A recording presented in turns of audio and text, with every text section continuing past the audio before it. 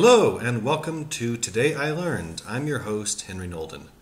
And today, or technically last night, I learned about Elbert Hubbard. No relation to L. Ron Hubbard, as to the best of my knowledge. No, Elbert Hubbard was a writer and amateur philosopher, etc., from the late 19th, early 20th century. I discovered him, ironically, in a book that has been sitting in my parents' living room as long as I can remember. We had a whole series of books sitting on a shelf called Little Journeys to the Homes of the Great. It's several volumes, and it just sat there all this time, and I've barely bothered to open them and read them before. So I brought them back from my parents' place last week, and just out of curiosity, cracked the first one open and started reading. And I'm like, how have I gone this long without ever hearing of this guy? He was an artist, he was a publisher, an editor, he did a bunch of magazines, he was a famous public speaker, he did a lot of stuff.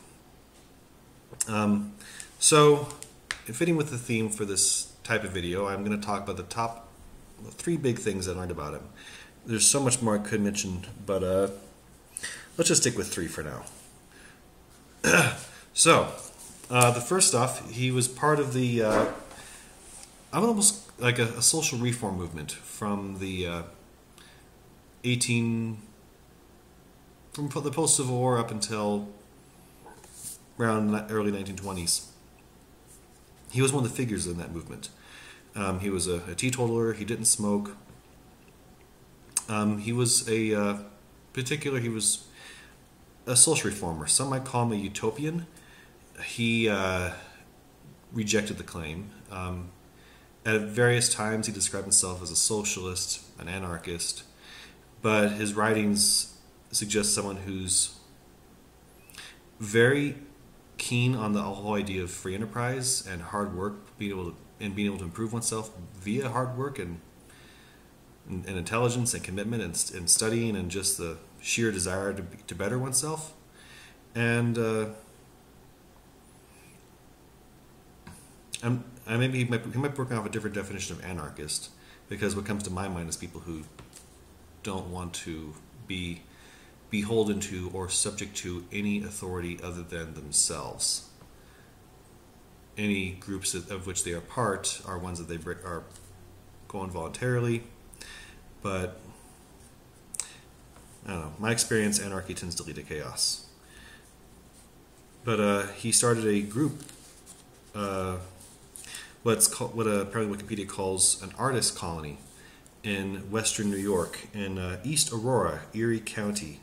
Called it the Roycrofters, so called because the term Roycroft, he believed, came from an old English word, the royal crafters, those who create things of such beauty and elegance that they were called upon to create things for royalty, for the king and the queen.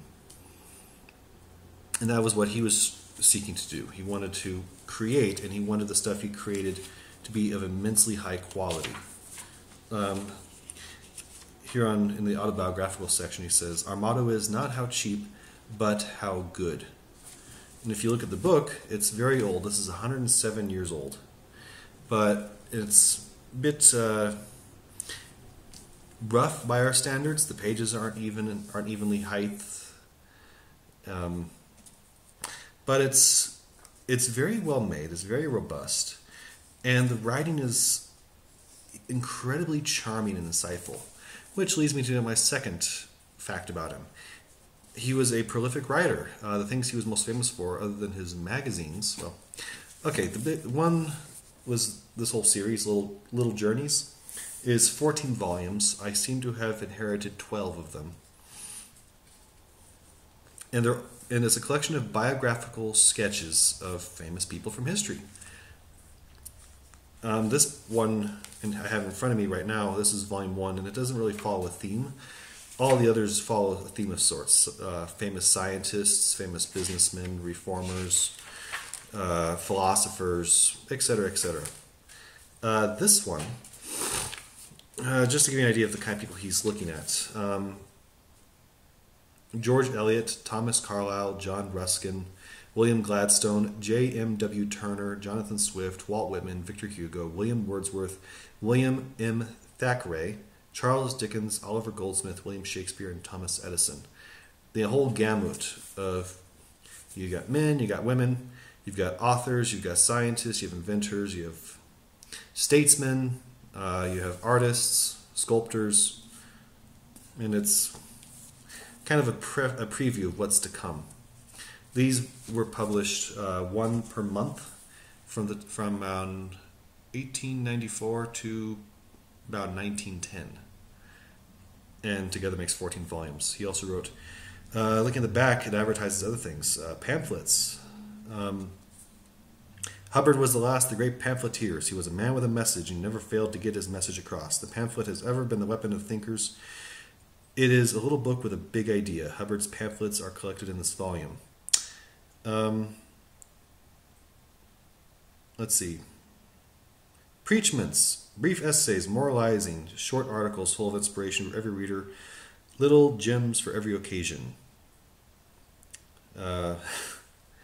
Philistia, wit, wisdom, and inspiration from the master of the Philistines, essays and brief articles on many subjects.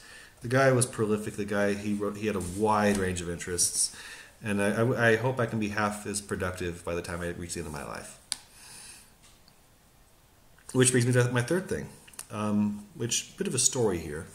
Hubbard, when World War I broke out, Hubbard was 55 years old, and he wanted to go to Europe to cover the war, but he didn't. He lost his passport because the previous year he had been convicted of sending obscene materials to the mail. What war sources I found have failed to specify what precisely those were, but he pled guilty to it, and apparently he felt no shame for it.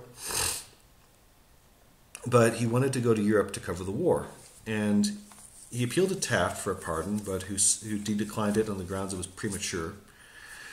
So then he went to the White House and prevailed upon Woodrow Wilson's secretary, who then interrupted a meeting that Wilson was having with his cabinet.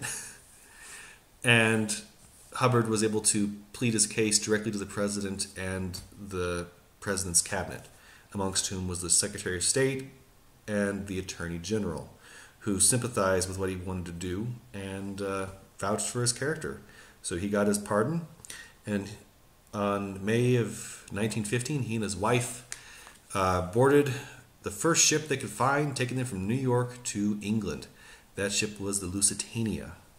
Those of you with any historical literacy might recognize the name as having been infamously torpedoed by the Germans during World War I in 1915.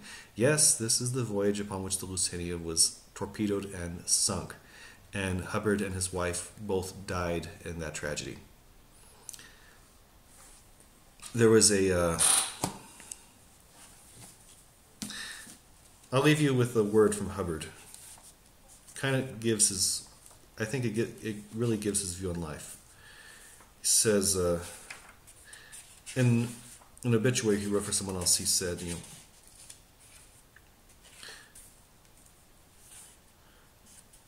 we have to live, we have to love, and we have to die. Only the last one is certain.